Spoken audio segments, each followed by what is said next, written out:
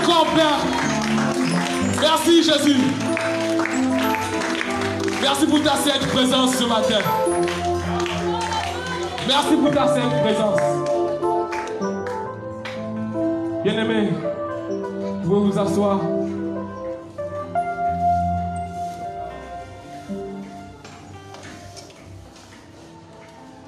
Vous êtes la bienvenue ce matin.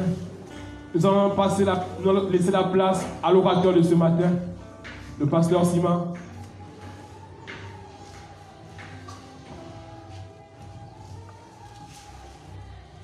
Nous bénissons le Seigneur pour sa présence parmi nous. Alléluia. Est-ce que tu peux dire Amen pour le roi des rois? Est-ce que tu peux dire Amen pour le roi des rois? Il est le Tout-Puissant.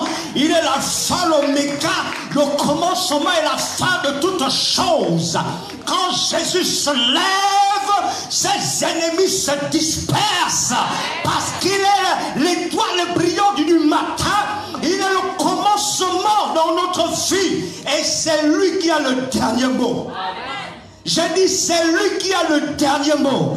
Le monde n'a pas le dernier mot sur ta vie. Les décrets des hommes, des vampireux, des occultes n'ont pas le dernier mot. Celui qui a le dernier mot s'appelle Jésus-Christ de Nazareth. Ce n'est pas ce que tu vis qui a le dernier mot. Ce n'est pas l'argent qui a le dernier mot. Ce n'est pas la mauvaise situation ou la bonne situation. Je dis que celui qui a le dernier mot, c'est Jésus. Ce n'est pas la maladie qui a le dernier mot. Celui qui a le dernier mot s'appelle le Jésus-Christ de Nazareth, le Fils de Dieu. Amen. Le Dieu que nous servons, il n'est pas mort, il est ressuscité. Il n'est pas bébé, il est le roi des rois. Il n'est pas la bergerie, il est assis sur son trône. Et bientôt il va se lever pour venir prendre l'église. Il va se lever pour venir prendre son épouse.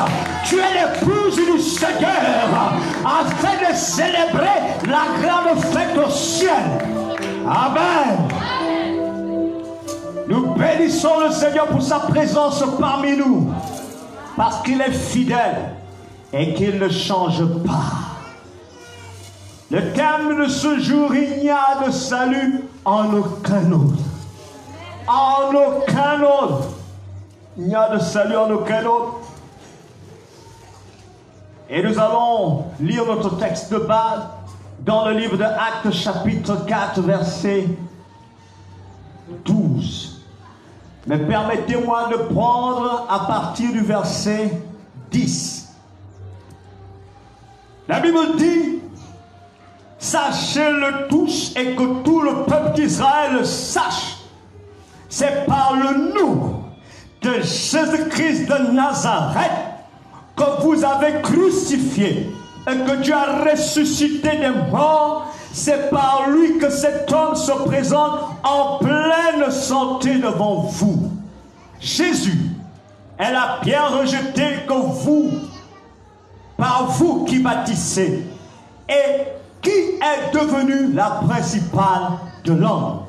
Il n'y a de salut en aucun autre, car il n'y a sous le ciel aucun autre nom qui a été donné parmi les hommes, par lequel nous devions, j'aime bien cela, devions être sauvés. Devions être sauvés. C'est-à-dire qu'il y a une obligation. Pour être sauvé, il y a une obligation. Tu es obligé d'utiliser le nom de Jésus. Alléluia. Et vous savez, quand on parle de salut, on parle de liberté. Quand on parle de salut, on parle de délivrance. Il y a des hommes et des femmes qui croient qu'ils sont libres, mais ils ne le sont pas. Ils sont bien habillés, ils ont l'argent, ils ont tout ce qu'il faut à un homme et une femme sur la terre, mais ils ne sont pas libres. Ils sont esclaves. Esclaves de la drogue, esclaves de la cigarette, esclaves du vin, esclaves du péché, esclaves de la débauche, toute forme de péché que vous connaissez, ils sont esclaves. La Bible dit que si quelqu'un pêche contre l'un, des commandements, il a péché contre tous les commandements. L'homme peut circuler dans la ville de Libreville, mais il est esclave. Mais le salut est là pour apporter la liberté à ceux qui sont esclaves. Le salut est là pour apporter la délivrance à ceux qui sont possédés. Les gens sont possédés. Ils sont bien habillés, mais ils sont possédés. Ils ont les maisons, mais ils sont possédés. Ils ont les voitures, mais ils sont possédés. Ils mangent tous les jours, mais ils sont possédés. Mais je dis qu'il y a un nom qui est capable de délivrer le possédé. Et ce nom, c'est le nom de Jésus-Christ de Nazareth. Alléluia. Vous savez, jusqu'à ce qu'un homme rencontre Jésus, il se dit qu'il n'est pas possédé. Mais quand il rencontre Jésus, il y a un bouleversement. Il tombe et il réalise la délivrance de Dieu dans sa vie. Le salut. Vous savez, dans la situation de catastrophe, nous avons besoin de deux choses. Nous avons besoin d'une personne capable et nous avons besoin d'un nom spécifique dans cette catastrophe. La Bible dit que la nature nous enseigne, et elle nous enseigne très bien. Écoutez, s'il y a l'incendie quelque part, vous allez appeler qui? Le policier, le gendarme, le militaire, ou bien vous allez appeler le pompier? Vous allez appeler qui? Le pompier. Donc ici, la bonne personne, c'est celui qui est pompier, et le bon nom qu'il faut utiliser, c'est sapeur-pompier. Mais en ce qui concerne le salut, la bonne personne, c'est le Fils de Dieu, et le nom qu'il faut utiliser, c'est Jésus-Christ de Nazareth. Alléluia. Oui, tu peux connaître l'histoire de Jésus, mais si tu ne l'appelles pas dans sa divinité, dans sa personne, dans son œuvre, tu n'auras rien. Même si tu donnes à ton enfant Jésus, il n'est pas mon Jésus-Christ de Nazareth. Je spécifie Jésus-Christ de Nazareth. Il y a des gens qui s'appellent Jésus, mais ce n'est pas ce Jésus-là. Il faut deux choses: la bonne personne et le bon nom. Quand tu t'es trompé du nom, c'est une autre personne qui va venir. Mais quand tu appelles la bonne personne, le bon nom, c'est la bonne personne qui viendra. Si tu appelles le Jésus qui est dans la croix, le Jésus, je les aime, je préfère garder leur nom. Si tu appelles le Jésus qui est sur la croix, si tu appelles le Jésus qui est accroché quelque part, et quand tu seras en difficulté, et que tu appelles ce Jésus, ce n'est pas mon Jésus-Christ de Nazareth qui viendra, c'est un démon, un mauvais esprit qui va te garder captif dans l'adoration mystique. Première chose, il n'y a aucune autre personne pour le salut. Il n'y a aucune autre personne qui a été crucifiée pour les hommes, pour leur salut. C'est extraordinaire, hein? Il n'y a aucune personne qui a été crucifiée pour les hommes, par les hommes pour leur propre salut. Il vient sauver les hommes, mais les hommes le prennent et le crucifient. Et ça, nous pouvons le voir dans le livre de 1 Pierre chapitre 2 verset 24, qui dit quelque chose de très poignant. 1 Pierre chapitre 2 verset 24. La Bible dit ce qui suit. Écoutons. Lui qui a porté lui-même nos péchés en son corps sur le bois, afin que mort au péché nous vivions pour la justice. Lui, par les meurtrissures duquel vous avez été guéris. Donc Christ est crucifié pour porter nos péchés sur le bois, sur la croix. Christ est mort. Voilà un homme qui est crucifié pour porter le péché des hommes. Aucune personne n'est venue mourir sur la terre pour porter le péché des hommes. Ton père, ta mère, tes parents, personne, ni moi. Je ne peux pas mourir pour qui que ce soit pour porter tes péchés. Non, aucun homme n'était digne de porter le péché de l'humanité. Il n'y avait que le Fils de Dieu. Il s'appelle Jésus-Christ de Nazareth. Les Juifs l'appellent Yeshua. Yeshua Massia. Donc Jésus le Messie. Il n'y avait que lui pour porter le péché. Quand on lit l'histoire Depuis la Genèse jusqu'à l'Apocalypse, on ne voit aucune personne. Aucune personne. Chacun avait son histoire, mais aucune personne. Mais les prophètes vont commencer à prophétiser. Esaïe va commencer à annoncer qu'un enfant va venir, mais il sera différent. Il sera différent des autres. Il sera spécial. Il ne sera pas simplement un enfant, mais il sera l'enfant de Dieu. Il sera le fils de Dieu. Et il viendra pour une mission. La mission pour sauver l'humanité. Et c'est ça que Jésus est venu faire. Quand il est venu sur la terre, il est venu porter ton péché. Le péché qui te rend esclave, je dis que c'est Jésus qui a porté ce péché. Le péché qui t'empêche d'avancer avec le Seigneur. Le péché qui apporte la malédiction sur ta vie. J'ai une bonne nouvelle pour toi. La malédiction du péché a été transférée sur Jésus-Christ de Nazareth. Et la bénédiction de Jésus-Christ a été transférée sur moi et sur toi. Alléluia! Il n'y avait que lui. Aucune autre personne ne pouvait faire cela. Et il y a des gens, tu lui dis, tu peux faire ça. Il dit, non, moi je ne peux pas. Tu peux faire ceci. Il dit, moi aussi je ne peux pas. Chacun est qualifié à faire quoi que ce soit, quelque chose de spécifique, mais personne n'est qualifié pour sauver l'humanité. Personne n'est qualifié pour porter le péché de l'autre. Personne.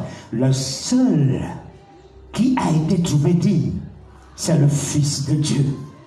Il n'y a aucune autre personne qui a été crucifiée pour les hommes, par les hommes et pour leur salut. Il n'y a aucune autre personne qui a été ressuscitée par Dieu. Ressuscitée par Dieu. Ressuscitée.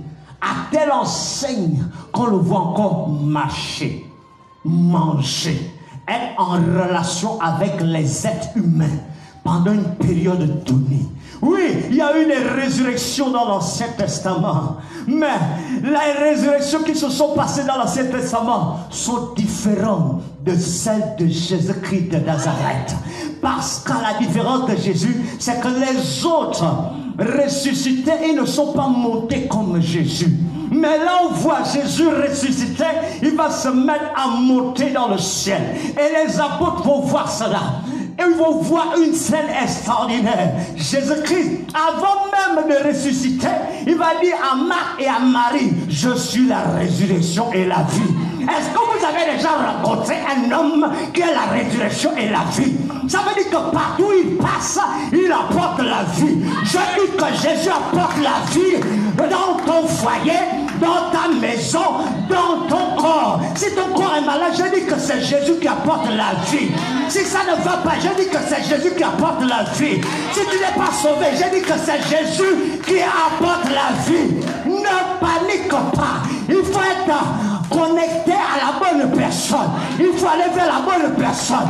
Si tu veux avoir la vie, ne cherche pas les marabouts, ne cherche pas les sorciers, ne cherche pas les prophètes, ne cherche pas les pasteurs, ne cherche pas les évangélistes, ne cherche pas les anciens, ne cherche pas les frères et les sœurs, mais cherche Jésus-Christ de Nazareth. Alléluia. Oui, quand ça ne va pas et que tu es dans ton coin confiné, tu es à la maison confinée, tu ne peux plus voir les autres, mais tu peux voir Jésus. Tu ne peux plus toucher les autres, mais tu peux toucher Jésus. Tu ne peux plus parler aux autres, mais tu peux parler à Jésus-Christ de Nazareth. Alléluia. La deuxième chose, il n'y a aucun autre nom pour le salut. Et c'est ce que ce passage merveilleux l'a dit. Il parle de Jésus-Christ de Nazareth. Mais il n'y a de salut en aucun autre. Car il n'y a sous le ciel aucun autre nom qui ait été donné parmi les hommes. Aucun autre nom qui ait été donné parmi les hommes. Il n'y a aucun autre nom parmi les hommes. Parmi les hommes, il n'y a aucun autre nom. Parmi les hommes, on a beaucoup de noms. On a les Ngema, les Mbumba, on a les Mulungi. Il y a plusieurs noms. Mais quand tu utilises ce nom-là pour chasser les démons, ça ne passe pas. Quand tu utilises ce nom-là pour régler ton problème, ça ne passe pas. Parfois, certains me font rire quand ils appellent le nom de leur grand-père. Tu crois que le nom de ton grand-père a la puissance et la force? Tu crois que le nom de ton grand-père est puissant pour faire quelque chose? Il y a d'autres, quand ils sont en difficulté, ils appellent le nom de maman. Le nom de maman, c'est un nom commun de personnes. Maman, il y a beaucoup de mamans. Maman, même si tu appelles ta mère, la mère ne peut rien faire parce qu'elle ne peut pas lutter contre le diable, elle ne peut pas lutter contre les démons, mais une personne qui lutte contre les puissants des ténèbres, et il s'appelle Jésus-Christ de Nazareth. Invoque-le et tu verras sa puissance agir. Rien que son nom. On n'utilise pas beaucoup de choses. On n'utilise pas l'huile, on n'utilise pas le sel, on n'utilise pas l'eau, on utilise le nom de Jésus-Christ de Nazareth. Le sel ne sauve pas. L'huile ne sauve pas, mais celui qui sauve, c'est Jésus-Christ de Nazareth. C'est Jésus qui chasse les démons. C'est pour cela que nous utilisons ce nom. Et quand je suis malade, je crie au nom de Jésus. Quand il y a un problème, j'invoque le nom de Jésus-Christ de Nazareth. Alléluia. Nous, on ne se balade pas avec les gris-gris. Les gens, ils attachent les gris-gris, ils veulent la protection. Ils cherchent le grand-père pour être sécurisés. Notre sécurité se trouve en Jésus-Christ de Nazareth. C'est pour cela que nous dormons tranquilles. Nous dormons tranquilles. Et même quand le diable veut apporter des cauchemars contre ta vie, et qu'il y a un mauvais rêve, tu te lèves seulement, tu annules ça au nom de Jésus-Christ de Nazareth. Après, tu continues ton sommeil paisible. Amen. Nous ne sommes pas là pour être troublés par un cauchemar. Nous ne sommes pas là pour être troublés par les mauvaises pensées. Nous ne sommes pas là pour habiller les inquiétudes. Nous sommes là pour habiller Jésus-Christ de Nazareth. Nous sommes là pour revêtir Christ. Nous sommes là pour avoir la pensée de Jésus. Amen. Un nom. Un nom. Tu cherches quel nom? Il y a des gens qui cherchent. Non, j'ai un parent qui peut régler mon problème. Le vrai parent qui peut régler tous tes problèmes s'appelle Jésus-Christ de Nazareth. Pourquoi? Parce que quand les hommes disent la porte est fermée, Christ dit je suis la porte des brebis. Donc Christ a le pouvoir d'ouvrir et de fermer. Et quand il ouvre, personne ne peut fermer. Et quand il a fermé, personne ne peut ouvrir. Ton vrai parent, c'est Jésus-Christ. Ton vrai père, c'est Jésus-Christ. Ta vraie mère, c'est Jésus-Christ. C'est Jésus-Christ. Et quand tu as compris cela, tu marches avec assurance. Même si tu traverses la vallée de l'ombre de la mort, tu ne crains aucun mal. Parce que quoi? Parce que l'Éternel est avec toi. Il veille sur ta vie. Écoutez, nous ne mourrons pas sans la signature du roi des rois. Nous mourons sur la base de la signature de Jésus-Christ de Nazareth. C'est lui qui signe. S'il n'a pas signé, la maladie va seulement faire son bruit. Et quand la maladie a fini de faire son bruit, le Seigneur dit, va-t'en maintenant du corps de mon enfant. Parce que je suis la résurrection et la vie. Parce que par mes meurtrissures, il est guéri. Amen. Et enfin, il n'y a aucun autre nom qui sauve. Lisons un peu Philippiens, s'il vous plaît. Philippiens, chapitre 2. Chapitre 2, versets 9 à 11. Aucun autre nom qui sauve. Philippiens, chapitre 2, versets 9 à 11. Il est écrit, bien-aimé dans le Seigneur. C'est pourquoi aussi, Dieu l'a souverainement élevé et lui a donné le nom qui est au-dessus de tout nom, afin qu'au nom de Jésus, tout genou fléchisse dans les cieux, sur la terre et sous la terre. Aucun autre nom. Aucun autre nom. Parce que le nom de Jésus est élevé. Ça veut dire qu'aucun autre nom ne dépasse le nom de Jésus. Ni mon nom, ni ton nom, ni le nom de qui que ce soit sur cette planète Terre, sur cette terre des vivants. Aucun nom qui puisse exister chez les hommes, parmi les hommes, n'est au-dessus du nom de Jésus. Il n'y a que le nom de Jésus-Christ de Nazareth. Quand on dit au nom de Jésus, les démons sont ébranlés. C'est comme ça nous chassons les démons au nom de Jésus. Nous prions pour la guérison des malades au nom de Jésus. Nous prions pour le salut des personnes au nom de Jésus. Si tu crois, la Bible dit d'abord, si tu confesses de ta bouche et si tu crois dans ton cœur que Dieu le Père a ressuscité Jésus-Christ de Nazareth, tu seras sauvé. Confesse le nom de Jésus-Christ de Nazareth. Crois dans ton cœur et tu verras le reste. La vie éternelle, le salut, quand on a Jésus. Le nom. Oh, vous savez, quand ça ne va pas, utilise le nom de Jésus. Utilise le nom de Jésus. Même si ta chanson c'est simplement Jésus-Christ, Jésus-Christ, Jésus-Christ, Jésus-Christ, Jésus-Christ, Jésus-Christ, Jésus-Christ. Ta chanson c'est seulement Jésus-Christ, Jésus-Christ, Jésus-Christ. Tu arroses ta maison, tu arroses ton environnement avec le nom de Jésus. Et quand tu le fais, tu ébranles les projets de l'ennemi. Mais quand les problèmes viennent, et quand vous dormez sur ces problèmes-là, vous ne faites rien d'extraordinaire. Même les païens font de même. Quand un païen a des problèmes, il dort dans ses problèmes. Et il essaye d'aller régler ses problèmes avec le vin, avec la cigarette. Quand vous voulez voir quelqu'un qui est stressé et qui est un fumeur, il finit beaucoup de mégots de cigarettes.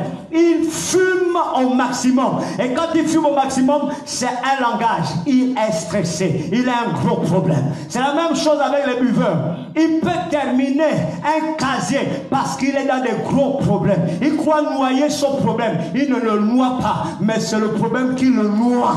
C'est le problème qui le noie. Et quand il sort la tête, il est toujours dans ce problème-là. Mais nous, à la différence, ce qui est merveilleux, la Bible nous enseigne que Christ a marché sur les eaux. Les eaux sont le langage des problèmes, des difficultés de la vie. Ça veut dire que toi, enfant de Dieu, qui a donné ta vie au Seigneur, quand il y a un problème, tu ne paniques pas. Tu fais comme Pierre. Christ a dit à Pierre, marche sur les eaux. Quand il y a un problème, marche sur les problèmes. Marche sur les problèmes en regardant à Jésus. Marche sur les difficultés en regardant à Jésus. Ne dors pas dans tes inquiétudes, mais dors dans la paix, dans la joie du Seigneur. Dors dans la présence de Dieu. Dors dans la parole de Dieu. Amen. Bien-aimés, nous allons prier. Il n'y a de salut en aucun autre. Et ce message s'adresse également à toi. Je ne sais pas quelle est ta condition. Je ne sais pas si tu as déjà donné ta vie à Jésus. Je ne sais pas si ta vie spirituelle est tangente, si elle est en train de trembler, si elle est en train de tomber, si elle est en train de se dégrader. Je ne connais pas, mais Dieu qui sonde les cœurs et les reins connaît. C'est pour cela ce matin, cette prière c'est pour toi. Il faut comprendre qu'il n'y a de salut en aucun autre. Et quand on parle de salut, on parle de la liberté, de la délivrance. Je ne sais pas ce qui bloque dans ta vie. Peut-être que tu es chrétien et que ça fait depuis longtemps que tu es en Christ, mais il y a quelque chose qui bloque dans ta vie. J'ai un bon message, une bonne nouvelle pour toi. Christ a tout accompli pour toi. Peu importe la situation à laquelle tu traverses, je dis que tout est accompli par Jésus-Christ de Nazareth. Il est celui qui a été crucifié. Il est celui qui est venu mourir pour notre cause. Il est celui qui est ressuscité par la puissance du Saint-Esprit. Il est celui qui est venu porter tous nos péchés. Porter tous nos péchés. Et il est celui qui a un nom qui est au-dessus de tout nom. Et ce matin-ci, tu as été touché par la parole de Dieu. Je veux simplement, si tu veux faire une marche nouvelle, un engagement profond avec le Seigneur, que tu lèves la main là où tu es, afin que je puisse prier pour toi. Merci Seigneur pour les mains qui se lèvent. Merci Seigneur. Et certainement toi qui nous suis également, tu es en train de lever ta main. Et je veux prier pour ces bien-aimés afin que Dieu les visite et qu'ils marchent dans le salut qui apporte la vraie liberté, la vraie délivrance. Parce qu'en levant la main, tu es en train de dire, Seigneur, viens mon secours. Seigneur, j'ai besoin de toi. Seigneur, viens me transformer. Seigneur, viens me changer. Seigneur, viens transformer mon avenir. Et que les choses ne soient plus pareilles.